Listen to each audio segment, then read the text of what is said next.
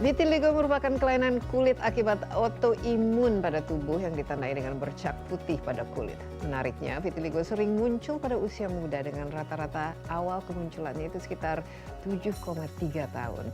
Penyakit vitiligo ini jarang dijumpai sehingga banyak masyarakat mungkin salah tafsir ya soal kelainan ini.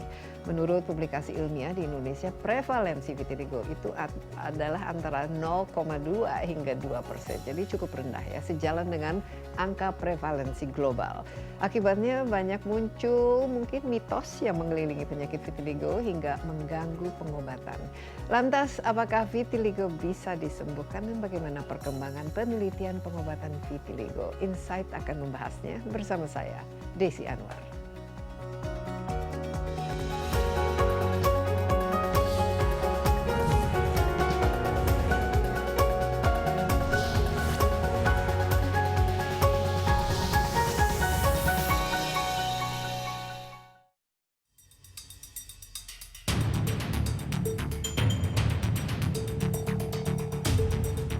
Setiap tanggal 25 Juni, dunia memperingati Hari Vitiligo. Tanggal ini dipilih sekaligus untuk mengenang kematian Michael Jackson, salah satu tokoh paling terkenal yang diketahui mengidap vitiligo. Peringatan Hari Vitiligo sedunia bertujuan untuk meningkatkan kesadaran tentang vitiligo, kondisi yang masih kerap dianggap tabu oleh sebagian masyarakat. Hari Vitiligo juga didedikasikan untuk memperluas pemahaman, mengurangi stigma, serta mempromosikan dukungan bagi para pengidapnya. Vitiligo merupakan kondisi yang menyebabkan hilangnya pigmen warna pada kulit. Hal ini terjadi ketika sel-sel penghasil pigmen atau melanosit berhenti berfungsi ataupun mati. Kehilangan warna ini dapat terjadi di bagian tubuh manapun, termasuk mulut, rambut, hingga mata. Menurut laman Global Vitiligo Foundation, diperkirakan ada sekitar 70 juta orang di seluruh dunia yang hidup dengan kondisi ini. Vitiligo bukanlah penyakit menular dan tidak berbahaya bagi kesehatan fisik secara umum. Namun dampak estetik yang ditimbulkannya dapat mempengaruhi kualitas hidup penderitanya, terutama dari segi emosional dan sosial. Meskipun belum ditemukan obat untuk menyembuhkan vitiligo secara total, berbagai pilihan pengobatan tersedia untuk membantu mengembalikan warna kulit atau menghentikan penyebaran bercak. Pengobatan ini umumnya bertujuan mengembalikan fungsi melanosit pada area yang terkena atau mengurangi respon autoimun yang menyerang sel-sel tersebut. Ya, mungkin meskipun ya bukan penyakit yang mengancam jiwa dan tidak menular, vitiligo ini dapat juga berdampak signifikan khususnya pada kualitas hidup pasien, seperti menyebabkan stres, kecemasan, dan masalah kepercayaan diri. Nah, untuk membahas lebih mendalam mengenai penyakit vitiligo dan juga efek alergi kulit, di studio telah hadir bersama saya Dr. Nur Dalila, spesialis dermatologi, venereologi, dan estetika. Dr. Dalila, apa kabar? Baik, alhamdulillah. Sehat selalu. Ya, terima kasih. Iya, ternyata ada ya bulan kesadaran atau awareness vitiligo awareness month itu karena Michael Jackson itu meninggal pada bulan Juni ini. Memang dia paling terkenal ya dengan penyakit vitiligo. Ya, dia dari awalnya aslinya seorang kulit hitam, tapi pada akhirnya meluas dan semua hampir 100% ya. Hampir 100%.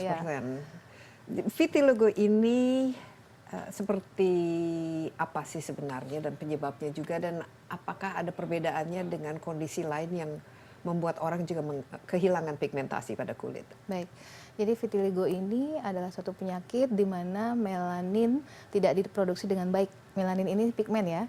Nah, sel yang memproduksinya itu sel melanosit diserang oleh tubuh kita sendiri. Jadi dia proses autoimun, betul. Jadi sel melanosit mengalami destruksi dan ini terjadi pada area yang dikenai dan itu hampir mengalami kerusakan. Jadi artinya dia benar-benar sudah mati atau rusak sehingga dia tidak bisa memproduksi kembali melaninnya.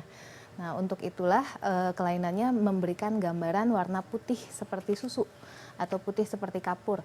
Nah, untuk perbedaannya dengan penyakit lain, contoh seperti infeksi jamur ya, panu, itu tidak sampai putih seperti kapur, beda. Jadi dia tidak sama, karena memang sebetulnya si selnya masih ada, cuma produksi melaninnya berkurang.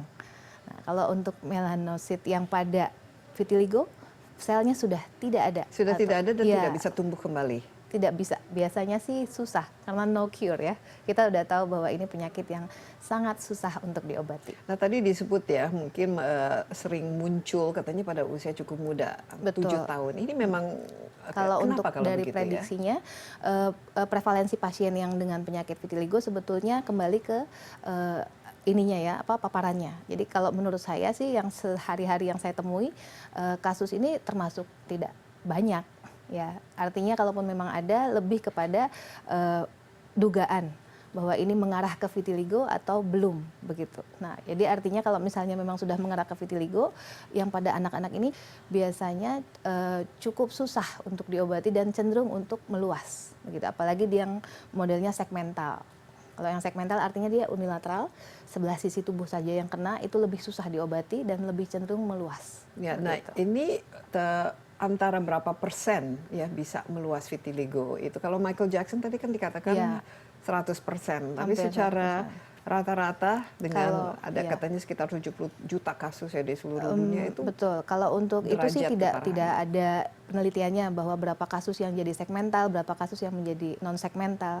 Namun kondisi vitiligo sendiri itu ada saat kita memilih untuk pengobatan baru dibagi mana yang memang sudah bisa menjalani terapi yang seperti hanya topikal saja atau yang oles maksud saya. Lalu kemudian mana yang memang sudah harus menuju ke pengobatan yang lebih luas seperti kayak terapi sinar dan lainnya. Ya, Dokter Dalila sendiri sudah pernah menangani pasien dengan vitiligo? Iya, ada beberapa kasus pasien kita yang dengan vitiligo, namun memang sentra untuk memberikan terapi sinar ini hanya di beberapa rumah sakit yang menyediakan. Jadi biasanya yang sudah luas kami refer untuk ditangani oleh rumah sakit pemerintah biasanya yang memiliki fototerapi UVB atau laser excimer begitu. Nah itu bisa menyembuhkan vitiligo itu? Betul, sendiri? bisa terjadi repigmentasi. Repigmentasi itu artinya kembali pigmennya ke area tersebut. Namun jumlah berapa sesi yang harus dilakukan sampai itu terjadi repigmentasi belum bisa diprediksi karena tiap-tiap orang berbeda-beda. Tapi yang sepengalamannya Dokter Dalila sudah pernah ada kasus yang memang sembuh? Bisa, ada yang bisa sembuh. Artinya kalau memang dia stabil dan lokasinya hanya sedikit, dia biasanya sih bisa. Jadi kalau hanya sedikit ya? Iya betul. Tapi kalau sudah meluas misalnya seluruh tangan atau seluruh... Nah itu jadi sebenarnya kan pada saat ketemu pasiennya kita harus lihat dulu, di anamnesis dulu apa pemicu dari penyakit ini. Ada yang memang sudah faktor genetik, itu betul-betul tidak bisa kita hindari kemungkinan meluasnya. Lalu kemudian bagaimana sebarannya? Yang tadi saya bilang kalau dia tipenya segmental berarti lebih susah untuk diobati.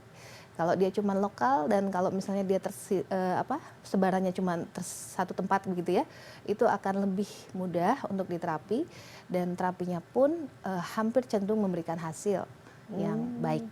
Oke, nah kalau dilihat dari penyebabnya, tadi disebut genetik, tapi ternyata ada faktor lain juga. Betul, jadi faktor genetik itu karena dia memang ada diturunkan, tapi tidak semua muncul ya, artinya setiap anak misalnya ada beberapa tidak mungkin semuanya memiliki vitiligo. Lalu kemudian faktor yang kedua tadi autoimun ya. Nah autoimun ini ternyata dari gen-gen yang diteliti yang berdekatan dengan autoimunnya sendiri. Seperti kayak pasien itu memiliki penyakit penyerta, tiroid, diabetes, dan penyakit autoimun yang mungkin kita kategorikan lainnya, itu bisa beresiko memiliki penyakit ini. Lalu kemudian juga faktor trauma. Nah trauma ini banyak, jadi ada juga yang traumanya itu sifatnya memang fisik, jadi kayak bekas garukan, bekas apapun lah modelnya, kayak trauma sel, trauma karena operasi, trauma karena psikologis, emosional, itu bisa memunculkan suatu kondisi vitiligo. Dan oleh karena itu memang penyebab vitiligo ini masih idiopatik. Jadi misteri, karena jumlah penderitanya juga masih bisa dikatakan masih sangat sedikit ya. Itu studi ya atau penelitian terhadap penyakit ini apakah sudah ada? Cukup banyak sih. Jadi biasanya sih yang meneliti ini menguliknya yang lebih ke sel, bagaimana untuk membuat suatu sel melanosit ini balik kembali menghasilkan pigmen lagi, bagaimana menyembuhkan kondisi ini begitu kan ya. Jadi itu memang studinya sudah lebih susah lagi. Ya, kita istirahat sebentar Dokter Dalila, tapi ini sangat-sangat menarik ya karena kalau kita lihat juga dari segi estetika dan lain sebagainya, ini pasti pengaruhnya secara psikologis juga terhadap pasien. Betul. Apalagi kalau misalnya menderita vitiligonya itu di area wajah gitu, itu betul. bisa sangat mengganggu ya. Tetaplah bersama Insight with Desi Anwar, kami akan segera kembali.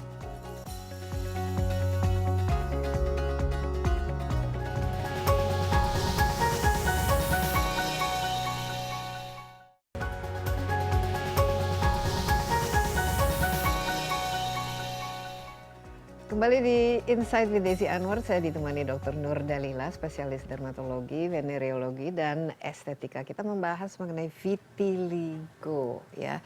Ini sebenarnya bukan penyakit yang menular kan itu yang. Betul, penyakit ini tidak menular. Jadi awam harus tahu bahwa ini tidak ditularkan dari orang ke orang melalui sentuhan, atau jadi kayak tidak perlu stare at them ya. Jadi kayak biasanya kan kalau misalnya ada yang warna kulitnya berbeda, kita tuh cenderung seperti mau ngeliatin, melototin, merhatiin begitu ya. Nah itu justru memberikan dampak psikologis yang kurang nyaman buat pasien-pasien. Dari segi genetika atau karena autoimun atau mungkin memiliki penyakit lain, penyakit kulit yang lain, itu paling banyak apa penyebabnya tadi? Oh, untuk yang kasus vitiligo. ini autoimun. Autoimun itu paling sering, tapi tidak selalu. Tidak selalu, betul. Ya. Masih ada juga yang idiopatik tadi saya bilang. Ini karena sel yang menciptakan pigmentasi di kulit itu mati. Iya, sel melanosit ini kan yang menghasilkan pigmen. Nah, seperti misalnya kan di rambut kita kan ada. Betul. Ya. Kalau misalnya semakin tua kan kita ada. beruban. Oh betul, tapi itu berbeda kasusnya. Jadi itu kalau itu dia prosesnya karena memang fase tumbuhnya rambut itu terlalu panjang.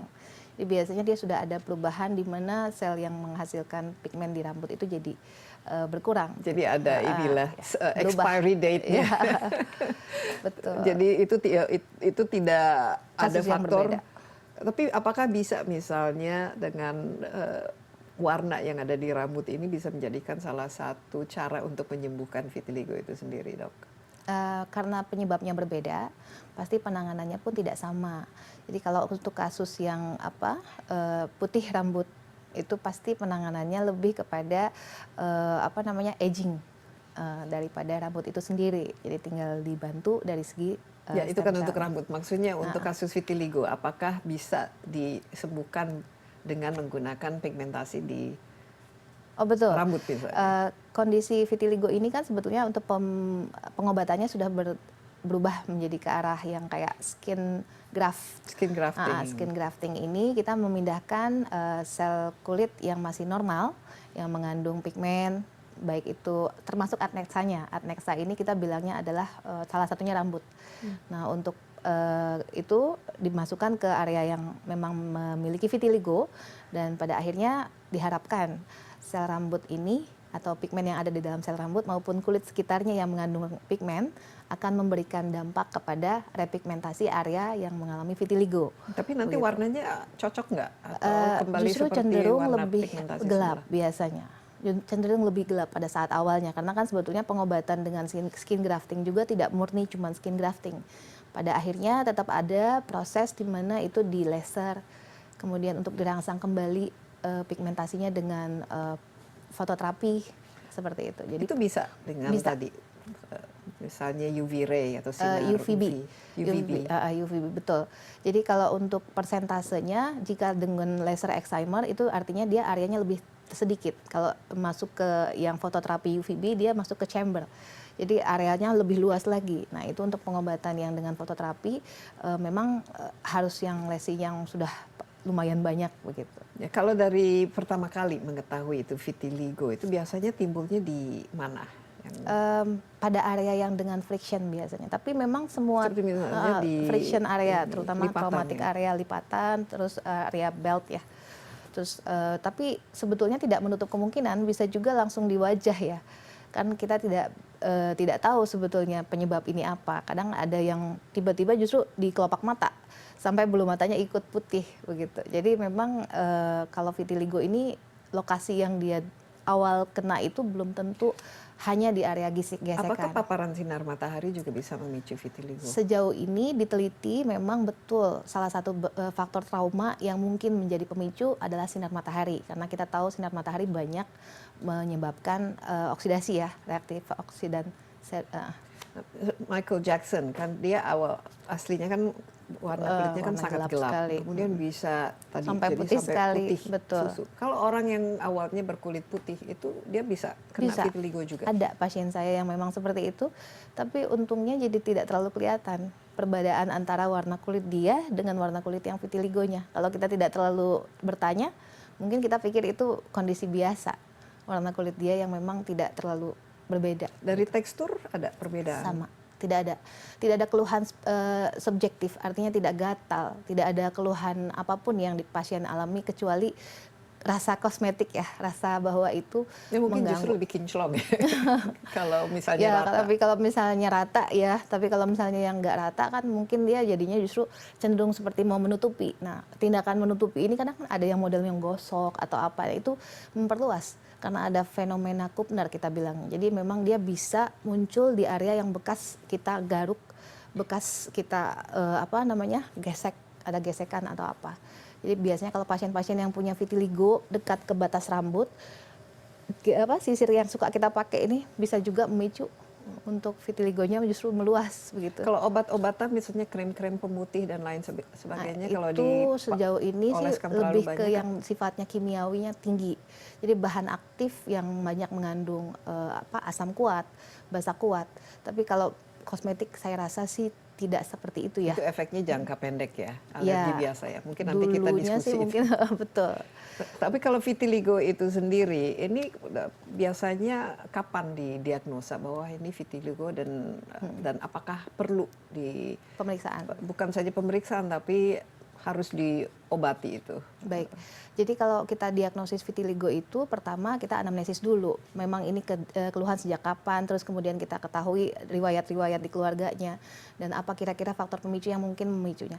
Sebenarnya gampang untuk mendiagnosa vitiligo karena memang dia tampilan putihnya Ya, beda. secara impresi Iya, juga dari betul. awal bisa kelihatan. Ada ya. pemeriksaan penunjang namanya Wood Slam. Wood Slam itu dia menggunakan satu alat sederhana ya, cuma dikasih sinar menyorot ke area yang ada keluhan, lalu kemudian fluoresensinya akan terlihat. Kalau di awalnya sinar Wood Slam itu biru, jadi pada saat kita fluoresensi vitiligo dia kayak pulau biru terang. Oh, kelihatan Nah, lebih biru, lebih terang, biru. lebih terang artinya. Tapi kalau misalnya dia dengan infeksi jamur atau kita curiga yang kayak putih-putih biasa, itu tuh nggak ada efloresensi yang sama. Jadi fluoresensinya tidak kelihatan. Dan Justru, ini ada alatnya gampang itu memang termasuk yang biasa, pemeriksaan yang mungkin tersedia bahkan mungkin di puskesmas juga tersedia. Jadi seharusnya sih bisa didiagnosa langsung pada saat memang terlihat seperti itu tampilannya. Nah, untuk tadi pertanyaannya pengobatan ya.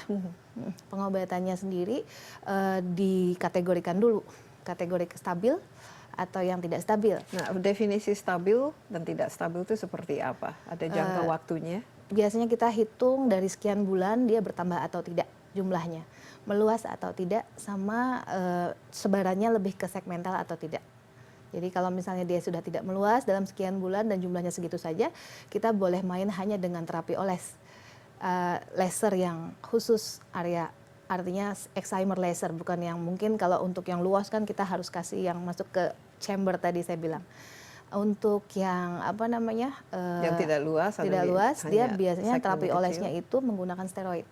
Jadi steroid ini memang masih dipakai ya buat kasus-kasus dengan vitiligo, tapi kita masih atur siklusnya, memberikan juga calcineurin inhibitor. Jadi itu salah satu obat yang dikasih sebagai alternate untuk steroid supaya steroidnya tidak menimbulkan side effect. Iya, memang banyak side effect-nya. Nanti bisa moon face.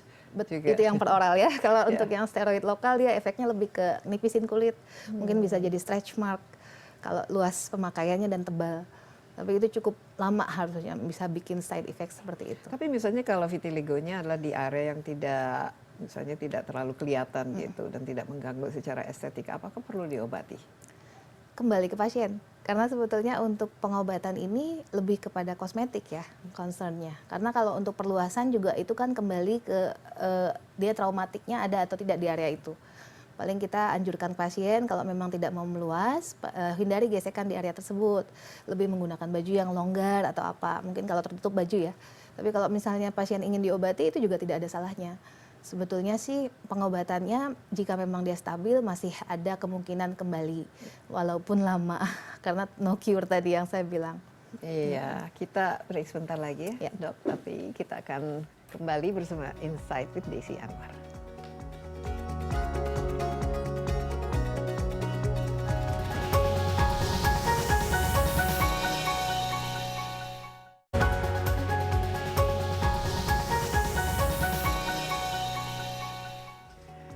Insight with Desi Anwar masih bersama Dr. Nur Dalila, spesialis dermatologi, venereologi dan juga estetika. Kita berbicara mengenai kondisi kulit ya, yang namanya itu Vitiligo. vitiligo. Itu kalau kondisi itu di kulit kepala Bisa jadi putih rambutnya. oh, jadi bisa kena juga ya? Memang bisa. Jadi semua bagian kulit ini kan banyak sampai ke kuku. Memang kuku kan kita tahu nggak ada warna ya.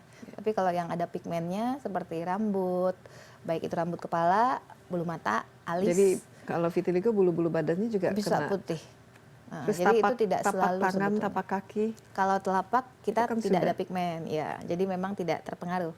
Betul. Jadi yang ada pigmentasinya. Tadi kita sudah sebutkan ya beberapa pilihan pengobatan yang ada lewat steroid ya, ada krim dan lain sebagainya. Nah, yang misalnya selama ini datang untuk berobat ke dokter Dalila, itu seperti apa kondisinya dan apa keluhannya sehingga merasa perlu diobati, dan biasanya terapinya ataupun counselingnya dari dokter Dalila itu seperti apa?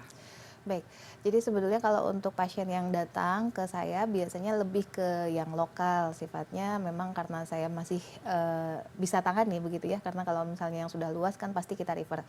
Untuk lokasi yang dikeluhkan biasanya karena memang yang di muka, jadi dia memang mengeluh karena ada tampilan bercak putih, terutama di area wajah. Nah, untuk pengobatannya sendiri saya masih pilih terapi topikal, biasanya saya sertai dengan proteksi. Jadi artinya saya berikan juga sunscreen, menjelaskan kembali, mengedukasi mereka pentingnya penggunaan sunscreen karena memang sebetulnya kulit yang tanpa pigmen itu tidak nyaman ya, artinya tidak lebih aman terhadap Jadi bisa terbakar kulit. Betul, vitiligo bisa. itu. Karena dia tidak ada proteksi kembali, tidak punya proteksi akibat dari pigmen yang tidak ada tadi.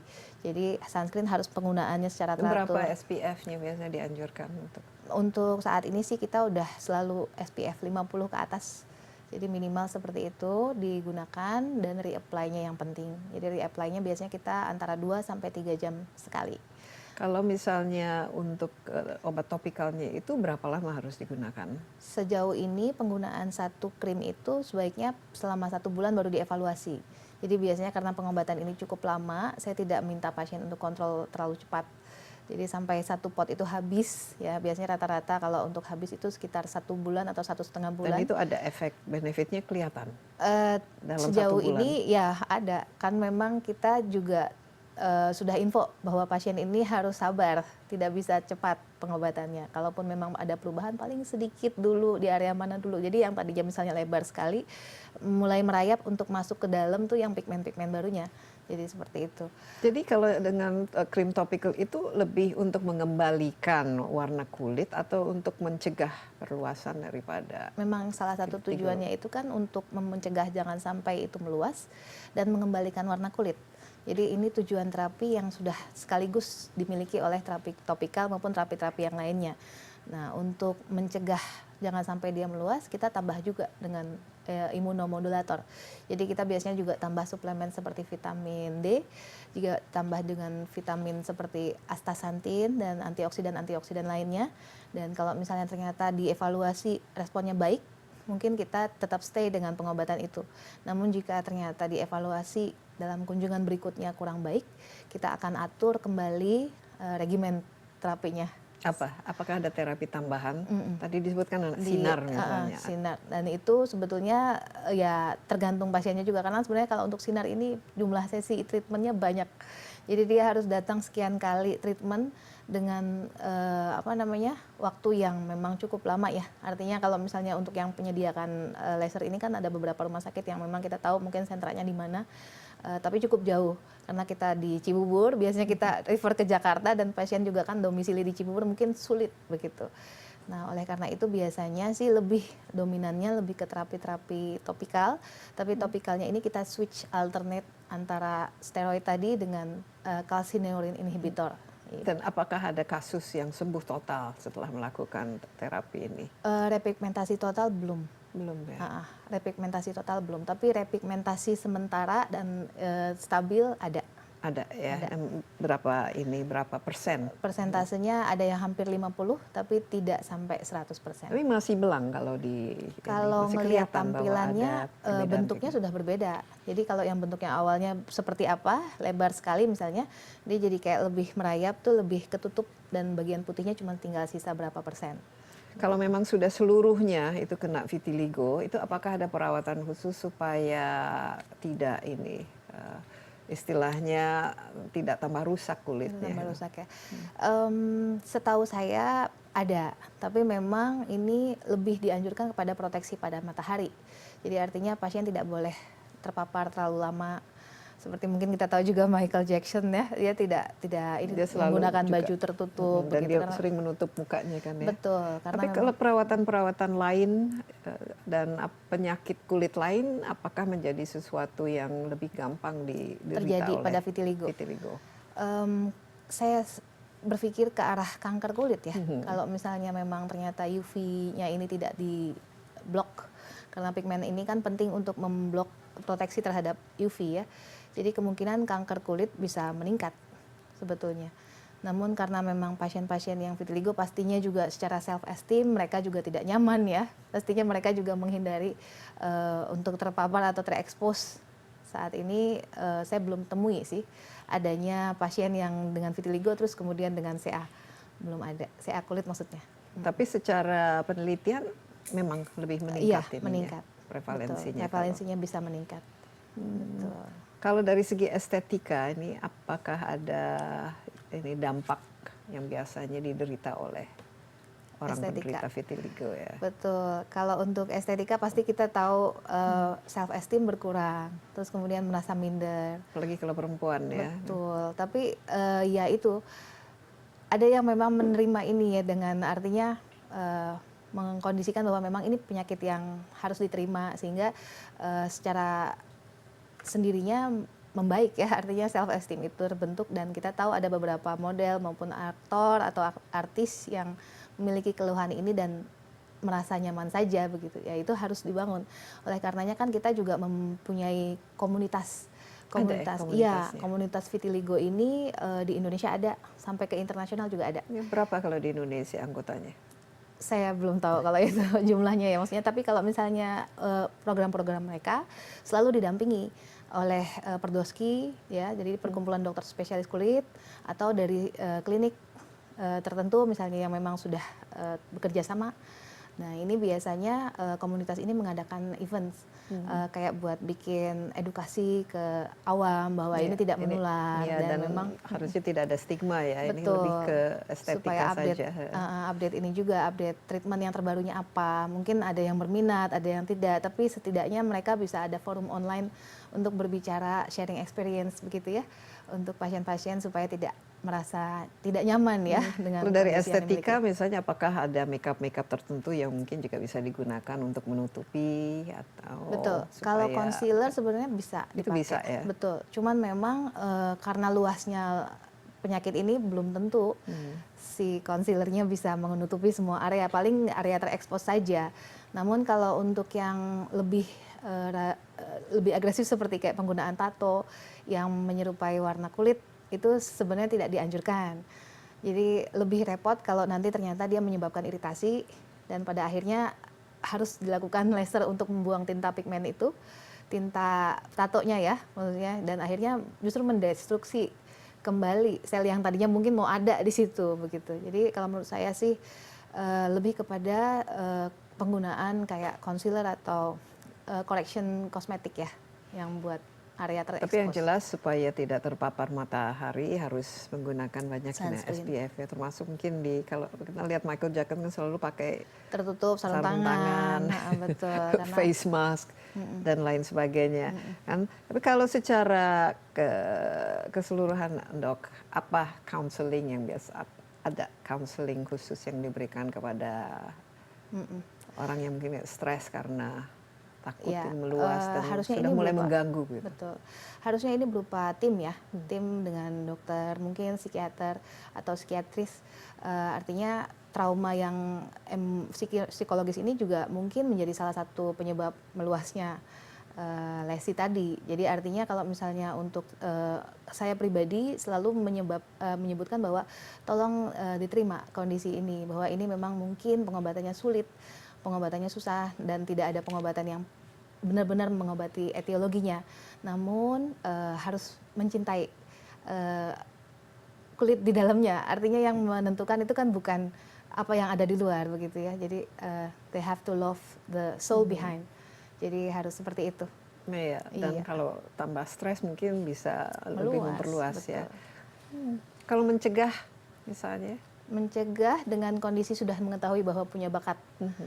Setahu saya tidak ada yang perlu khusus ya, cuma memang baiknya menggunakan cara hidup yang sehat, diet seimbang, paparan terhadap bahan-bahan aktif dikurangi, lalu kemudian olahraga secara teratur, itu sudah tahu lah kita ya. itu bagian lah dari sifat-sifat, rutin kehidupan betul. sehari-hari. Lifestyle harus diubah begitu ya. Harus sehat. Betul, harus sehat. Nah, untuk saat ini memang belum ada obat yang langsung diberikan kalau misalnya pasien itu untuk mencegah ada riwayat vitiligo, terus kemudian harus mencegahnya dengan obat apa gitu, belum ada. Jadi tahunya penyakit ini kalau memang sudah tiba-tiba Sudah terjadi. muncul Betul, gitu. Jadi betul. sudah diderita dulu baru Iya. ternyata tahu ada Betul. kondisi ini. Kita istirahat sebentar, Baik. Dok. Tapi kalau kita lihat juga sekarang itu apalagi dengan polusi udara dan kadang-kadang pola makan kita yang tidak sehat, ini menjaga kesehatan kulit menjadi suatu tantangan juga ya. Betul. Banyak Kita akan kembali sesaat lagi, tetaplah bersama Insight with Desi Anwar.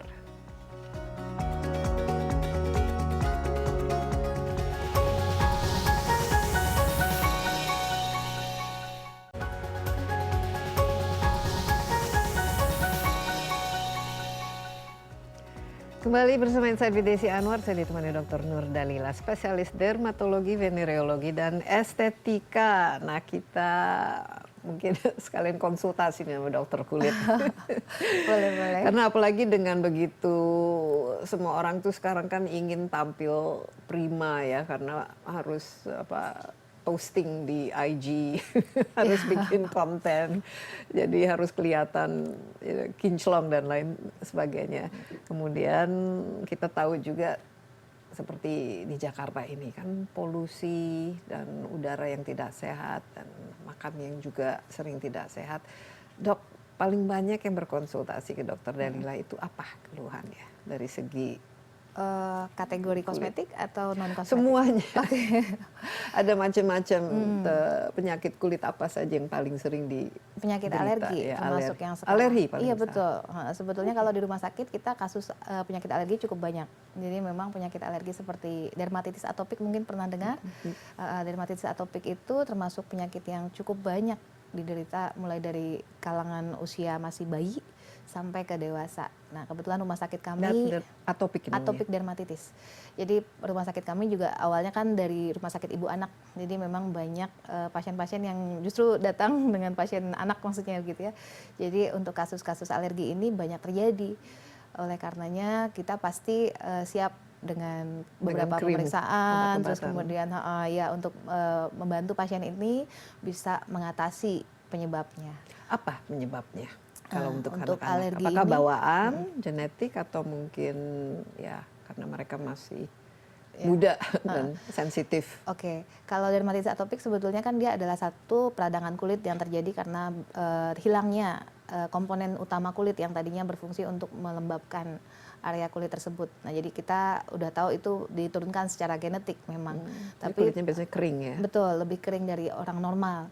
Oleh karena itu memang salah satu terapinya pastinya nanti menggunakan pelembab.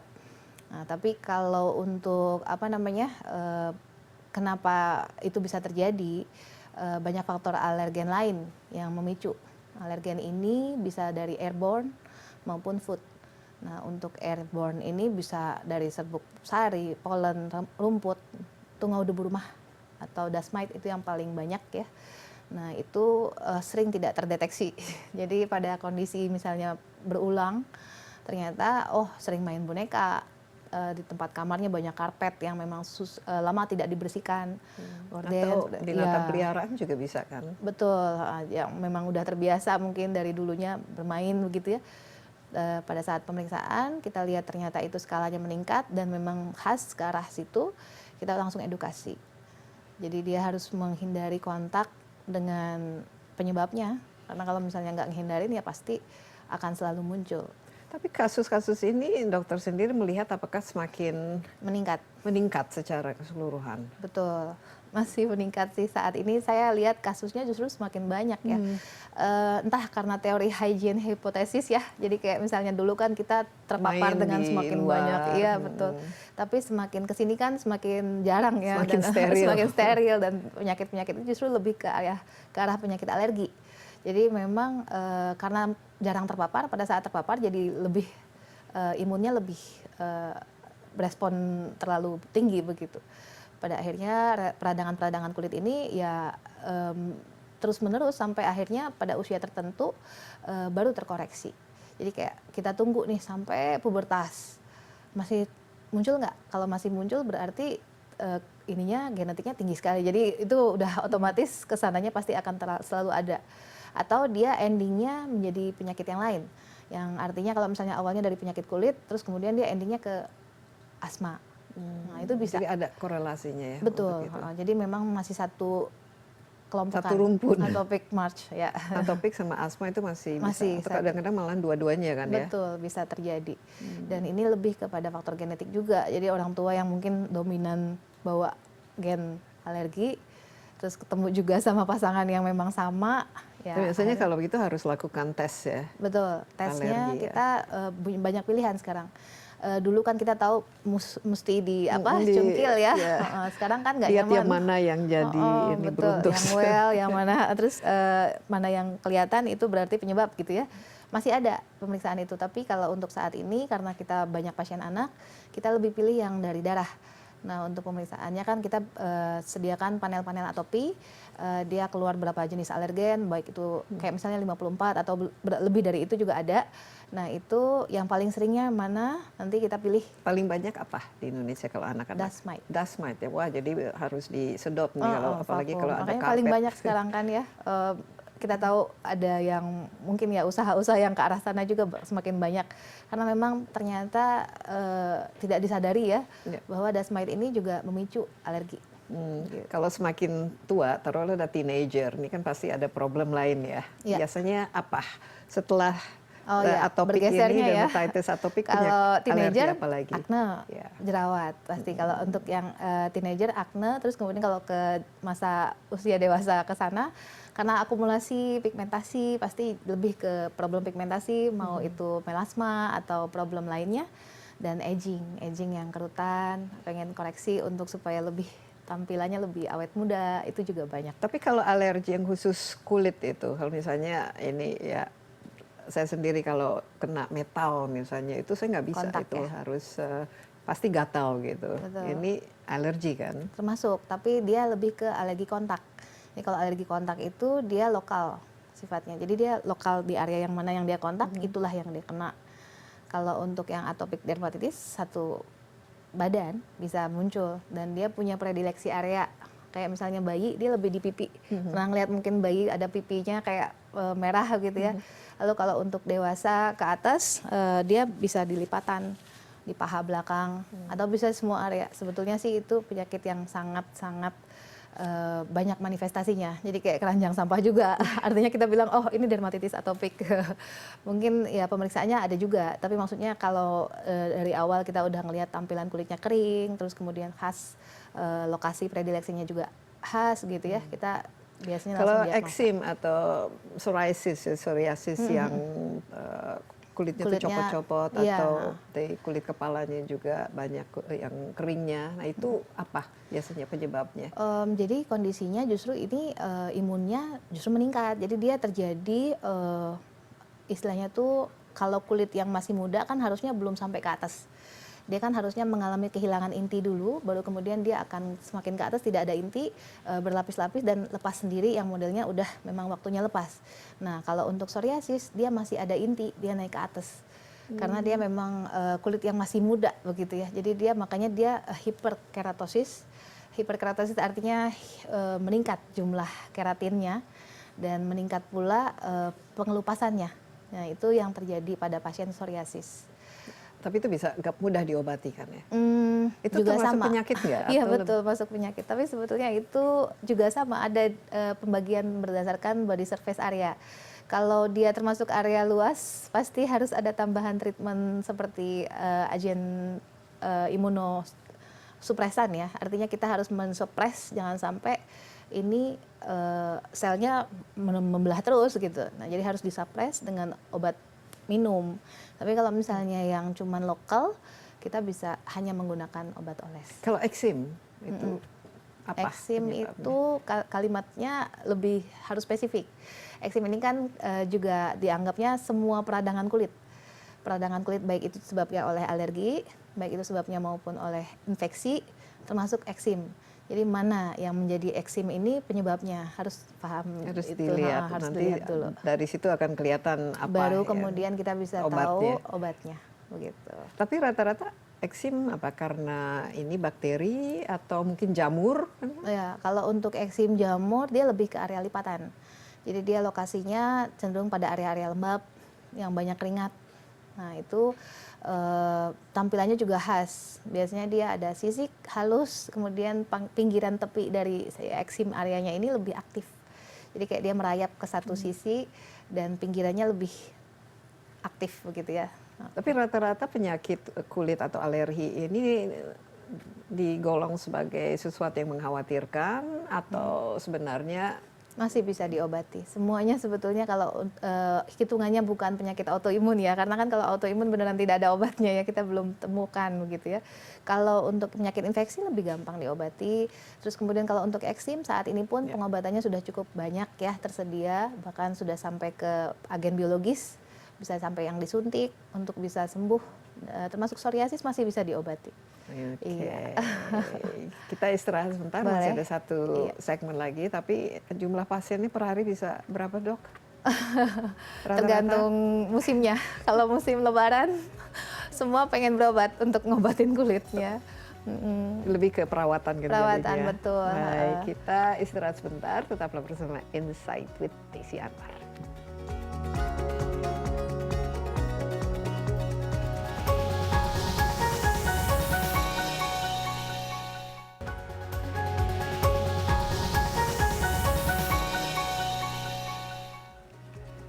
Kembali bersama Insight with Desi Anwar, saya juga masih ditemani Dr. Nur Dalila, spesialis dermatologi, venereologi, dan estetika. Ya, ternyata pemicu masalah pada kulit itu rata-rata alergi ya. Betul. Ini alergi bisa dari apa yang kita makan juga kan ya? Betul. Bisa Paling dari banyak yang menyebabkan alergi kalau dari segi makanan itu apa? Kalau pasiennya memang punya bakat alerginya ke seafood, itu memang kategori seafood itu sampai ke shellfish mix, kayak kerang, sampai ke tiram dan semuanya itu biasanya juga ikut alergi begitu. Nah, itu yang paling sering kita temui sih. Tapi sekarang kan banyak yang konsumsi dietnya udah berubah jadi kayak putih telur terus-terusan. Nah, itu ada beberapa kasus justru menunjukkan putih telur ini justru jadi alergi mereka. Jadi Karena alergennya. dengan semakin dia terpapar karena akumulasi ya. Jadi kayak kan kalau alergi itu sifatnya dia memori sel. Jadi saat awal dia belum terlalu ada reaksi. Kemudian berikutnya semakin terpapar, makan yang sama. Iya, memori sel. Jadi dia semakin terakumulasi untuk efek alerginya baru keluar pada saat tertentu di mana jumlahnya sudah sangat tinggi untuk Jadi paparannya. numpuk ya, Bu? Betul. Kalau misalnya kita alergi karena hewan peliharaan si kucing itu bisa karena itu juga awal-awalnya mungkin tidak terlalu, tapi karena terus-terusan terpapar bisa jadi alergi. Betul, bisa Atau sama. sebaliknya justru semakin kebal. Untuk yang kebal ini harus dengan suatu proses dulu. Jadi kalau misalnya kita mau kategorikan kebal, dia harus paparannya dibikin sedikit-sedikit. Barunya nanti pada saat sudah sekian lama dia tidak lagi memunculkan suatu reaksi alergi. Tapi kalau untuk bulu binatang ya, kita bicara bulu binatang bukan cuma bulu sebetulnya. Tungau yang ada pada binatang itu pun bisa menjadi salah satu pemicu reaksi alerginya. Jadi bukan cuma dari bulunya. Jadi kadang-kadang kita cuma mikirkan bahwa itu hanya bulunya ya, tapi ternyata banyak sekali komponen lainnya yang di binatang tadi yang Tendernya ya, tungaunya. betul, yang bisa memicu. Nah itu obatnya apa? Antihistamin atau? Antihistamin, betul. Jadi kalau untuk pasien yang memang tidak tahu, terus kemudian dia khawatir tiba-tiba terkonsumsi salah satu makanan yang memicu alergi mereka, saya prefer mereka menggunakan obat antihistamin ya. Antihistamin ini kan memang bisa dibeli bebas dan termasuk yang aman untuk digunakan meskipun jangka panjang ya, karena ini termasuk kategori yang safe ya. Untuk dikonsumsi pada saat mau memakan sesuatu yang baru supaya jadi tidak mencegah, ya? Betul, lebih kepada pencegahan. Juga pada pasien-pasien yang misalnya dia alergi saat dia habis berolahraga, keringetan, terus kemudian dia banyak keluar beruntusan ya, biasanya. beruntusan biasanya. Nah, atau itu saya juga matahari itu biasanya kalau saya sama, terpapar langsung kena matahari masih bisa beruntusan menggunakan itu. Kalau misalnya karena salah kosmetik, nah ini sering kan coba eksperimen dengan berbagai macam kosmetik ataupun bahan-bahan kimia. Nah ini apa obat? Tergantung tampilannya Bisa sebetulnya. Pakai antihistamin itu? Jadi gini, semua yang sifatnya lokal, pengobatannya juga sebetulnya harusnya lokal juga. Tergantung kalau memang ternyata dia menimbulkan reaksi yang terlalu parah, baru kita tambahin obat yang per oral. Kalau untuk pengobatan awal yang punya keluhan seperti ini, pasti kita lihat dulu tampilannya seperti apa. Kalau hanya sekadar rasa gatal, dioles dengan antihistamin, dioles dengan steroid topikal, itu bisa terkoreksi harusnya. Namun jika memang ternyata responnya sudah terlalu lama, gatalnya tidak berkurang, terus kemudian justru memberikan tampilan yang lebih parah lagi seperti bengkak muka atau. Nah ini akhir-akhir ini yang kita lihat ya di Pak Jokowi kan kelihatannya kok ada ya kelihatannya ada sesuatu yang berubah gitu. Nah ini menurut dokter itu apa? Alergi obat? Alergi obat kayaknya. Alergi obat atau alergi makan atau apa kira-kira kalau bisa ngelihat menyebabkan? tampilannya sih itu lebih kayak Stephen Johnson syndrome ya. Apa itu? Salah satu penyakit akibat dari erupsi alergi obat atau erupsi disebabkan karena penyakit yang lainnya ya. Artinya Stephen Johnson juga bisa disebabkan selain obat. Misalnya Namun apa? paling banyak Stres? obat. Bisa? Bukan. Tapi biasanya kayak misalnya infeksi begitu. Jadi kalau untuk yang obat, memang yang paling banyak sering kita konsumsi kan macam-macam. Ada obat antibiotik, yang gin-gin, anti nyeri, gin-gin, atau penisilin atau apa ya itu, atau golongan sulfa. Nah itu bisa juga bisa menciptakan menyebabkan reaksi alergi. Ya untuk Stephen Johnson ini termasuk yang emergency. Jadi harusnya sih perawatannya memang di rumah sakit. Artinya kalau memang sudah mengalami itu, pasien juga ada resiko perburukan sampai ke perluasan penyakit yang kita takutkan nanti justru dehidrasi dan kehilangan cairan ya. Dan itu biasanya sih kalau sampai toxic epidermal necrolysis atau TEN kita sebutnya, itu bisa sampai dirawat di ICU ya. Tapi bisa nggak organ dalam itu kena? Bisa, karena proses dari betul. Oleh karenanya memang kita sampai pemeriksaannya juga cukup lengkap ya, sampai ke ginjal diperiksa ureum, kreatinin, itu juga salah satu prediktor kita apakah ini akan meluas atau tidak. Terus kadar-kadar lainnya juga ada beberapa yang jadi prediksi kita bahwa memang Stephen Johnson ini meluas atau tidak.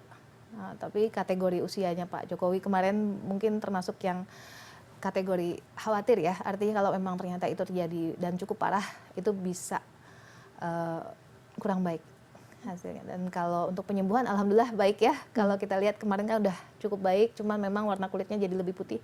Ini bukan karena vitiligo, tapi lebih karena itu efek dari Stephen Johnson ini. Betul. Atau efek dari pengobatannya. Stephen Johnson-nya kayaknya. Jadi kan Stephen Johnson ini ada pengelupasan kulit. Dia timbul lepuh-lepuh di kulit. Dan lepuh-lepuhnya ini kategorinya masih 10% dari body surface area. Dan untuk pengelupasan ini saat penyembuhan jadi lecet kan. Lecet ini putih saat sembuhnya. Jadi baru dia balik ke normal kulit, warna kulit itu pas sudah sekian lama lah. Intinya biasanya sampai bisa 3 bulan, bisa 6 bulan, tergantung dari respon pasien itu sendiri. Nah untuk riwayat obat yang pemicu ini, begitu kena lagi, itu bisa kena lagi. Dan maksudnya belum tentu dengan keluhan yang sama, bisa jadi justru lebih parah lagi. Jadi apa harus cara hati-hati. menghindarinya? Jangan makan dan konsumsi obat. Ini tidak bisa diprediksi sebetulnya. Tapi yang paling sering obat-obatan atau bahan Iya. kimia ya termasuk yang dikonsumsi maupun yang sekarang kan orang suka suntik-suntik misalnya wajah itu bisa nggak menimbulkan alergi? Sampai seperti ini Iya. jarang. Memang kalau untuk kategori Steven Johnson dia lebih kepada obat yang dikonsumsi itu kayak antibiotik. Tadi yang saya bilang golongan sulfa atau obat asam urat allopurinol ya. Kalau misalnya untuk obat yang antikonvulsan juga paling sering dia kayak diazepam atau obat-obat kejang lainnya. Atau obat yang anti nyeri aja deh, yang kayak ada gin-gin itu Tapi juga ini sebenarnya obat-obat bisa. yang sering sekali diresepkan oleh dokter. Betul, tapi itu tidak ada tidak kita bisa tahu resiko itu terjadi atau tidak sebelum itu memang terjadi. Dikonsumsi begitu. dan orang itu ternyata alergi. Betul. Dan namanya apa tadi? Stephen Johnson syndrome. Stephen Johnson syndrome. Iya, termasuk emergensi darurat kulit lah ibaratnya. Jadi pasien yang punya penyakit itu biasanya harus langsung rawat, nggak mungkin rawat jalan lagi. Hormon juga bisa menciptakan ini ya keluhan ya terhadap kulit dan lain sebagainya kan ya. Untuk hormonal, ya betul. Ya yang dikategorikan hormonal pasti lebih ke pigmentasi atau jerawat ya. Tapi memang kita Biasanya kalau semakin tua kan iya. tadi melasma itu Melasma, bisa betul. diobati atau memang harus diterima begitu saja karena faktor usia. bisa diobati. Jadi melasma ini termasuk yang bisa diobati meskipun cukup lama. Artinya kalau misalnya sudah dikategorikan bersih, ada kemungkinan pasien ini balik lagi melasmanya jika dia terpapar oleh paparan matahari yang berlebihan. Karena kan hampir sebagian besar dari melasma penyebabnya itu matahari. Gitu. Jadi, matahari, bukan ya, karena matahari. proses penuaan atau Bukan, mungkin karena akumulasi. organnya juga semakin degeneratif. Bukan. Memang sebetulnya kalau pigmentasi itu kaitannya lebih ke matahari biasanya. Oke, ini tips untuk menjaga Oke. supaya kulit tetap sehat dan kalau ke kondangan selalu kinclong, Iya. tapi tanpa terlalu bergantung kepada make up yang tebal. Nah, apa-apa saja, Dok? Perawatan wajah dan Perawatan kulit wajah yang dan baik dan benar. Oke, jadi sebenarnya kalau untuk perawatan pastinya kita berharap pasien menggunakan pelembab secara rutin, membersihkan wajah dengan sabun yang sesuai, terus kemudian penggunaan sunscreen yang di reapply. Itu sudah Walaupun nggak keluar. Kalau Basic. seharian di kantor masih harus pakai sunscreen. basic. Jadi harus terbiasa. Ini sudah habit yang harus dibangun meskipun kita, apalagi kita di negara tropis, jadi harus betul-betul memikirkan bahwa memang kita ini harus ada perlindungan, proteksi. Jadi itu justru obat anti aging yang terbaik. Yang Idealnya SPF-nya berapa kalau SPF-nya dokter kalau sendiri untuk tiap saya hari? pribadi tiap hari pakai yang 50. 50 ya? PA 4+. Dan ini sebenarnya banyak varian ya. Artinya kita sudah tahu banyak sekali yang mengeluarkan mulai dari yang bentuknya lotion, gel, terus stick untuk reapply, bedak. Tapi ya saya rekomen pakai mungkin yang awal harus pakai yang modelnya krim atau lotion tadi ya. Karena kalau misalnya yang kita tahu dia tercover dengan baik kan kita bisa lebih nyaman ya. Dan untuk itu harus terpapar. di Iya. aplikasi Nah, itu setiap berapa basic. jam? Harus jadi harus diubah habits ya. Nah kalau untuk yang sudah ada keluhan tentunya konsultasi dengan dokter spesialis, jangan tunggu terlambat. Artinya kalau misalnya kita terlambat mungkin jadinya obatnya bukan cuman A, tapi juga jadi tambah B, tambah C, tambah D, jadi tambah banyak gitu ya. Padahal kita tahu bisa dikejar misalnya kayak kita sekarang kan banyak sekali yang suka dengan treatment kayak injeksi skin booster. Nah, skin booster ini kan dia merevitalisasi sel kulit. Tapi itu sehingga bagus buat kulit. Bagus sekali. Nggak ada Side alergi effect. obat nanti gara-gara boosternya. Kan kita nggak Sejauh tahu ini, kan betul, siapa betul, tahu betul. salah suntik. Jadi bahkan ya kalau untuk kita bicara tentang kandungan dari salmon misalnya, salmon DNA. Orang yang punya alergi salmon aja dicobakan obat ini masih bisa aman dari resiko alerginya. Tapi ya itu tadi, kita bisa pilihkan jenis lainnya. Kalau dia ternyata alergi salmon ya jangan pilih yang salmon DNA dulu. Mungkin kita cobanya dengan skin booster jenis lainnya. Tuna deh. Belum ada. Sejauh ini sih adanya yang hyaluronic acid, terus kemudian juga ada yang memang derivat kayak kolagen stimulator. Jenis yang paling baru nih yang ada Juvuluk mungkin brand ya kita jadi sebutnya, atau kandungan-kandungan lainnya yang sama-sama membantu stimulasi kolagen supaya lebih siap menghadapi penuaan Iya, tapi kalau dari segi vitamin yang kita konsumsi dan makanan yang paling sehat istilahnya, ini superfood untuk kulit. Apa? Superfood Top ya? 5. Aduh, superfood. Saya sih bilangnya harus berry ya, buah berry ya. Sebenarnya itu Blueberry, bagus. strawberry. Ya, berry itu bagus. Terus kemudian juga almond. Itu juga sama kacang-kacangan juga bagus, sehat. Kalau dari kandungan lainnya ya harus kita kejar apa yang mau dikejar nih. Misalnya ingin Vitamin C harus dong ya. Vitamin C harus ya, maksudnya vitamin C ini kan banyak ya dapatnya, bisa dari buah, bisa dari juga banyak ya suplemen-suplemen. Jadi itu harus diatur aja jumlah yang kita konsumsinya supaya tidak over, antioksidannya over gitu, justru malah kebanyakan juga nggak baik. Oh iya, Gitu. ada Iya. efek samping ya. Bisa, karena kan itu juga dibuangnya lewat ginjal. Gitu. Kalau dokter sendiri? Saya pribadi Ini harus ya harus tahu kebiasaan Oke. ibu dokter supaya kita juga bisa mengikuti ya rutin berusaha regime-nya. untuk mengurangi minyak, berusaha untuk mengurangi susah nih, gula. banyak orang yang tergantung kepada gorengan ya. Iya tiap hari. betul, berusaha. Ini artinya saya juga masih suka makan ya. Artinya berusaha aja tuh berarti udah ada willingness to do. Jadi mengurangi gula, mengurangi minyak, dan memang kalau untuk makanan-makanan yang tadi, yang superfood tadi ya diusahakan masuk dalam komponen harian. Dan untuk start doing treatmentnya, saya tidak ragu-ragu. Untuk mulai mencoba yang tadi basic skincare-nya sudah jadikan habit sehari-hari, dan kalau ternyata memang dibutuhkan seperti skin booster atau treatment lainnya, Jangan malu-malu. jangan malu-malu, jangan tunda, nanti menyesal. Baik dok, terima Oke. kasih banyak Ya, atas sama-sama, insight-nya dan Mbak juga Desi, ya. tipsnya, menarik sekali. Dan demikian Insight with Desi Anwar kali ini. Terima kasih juga atas perhatian Anda, dan jangan lupa Anda juga dapat menyaksikan tangan ini di cnnindonesia.com dan di YouTube CNN Indonesia Insight with Desi Anwar. Sampai jumpa, stay safe, stay beautiful. Bye-bye.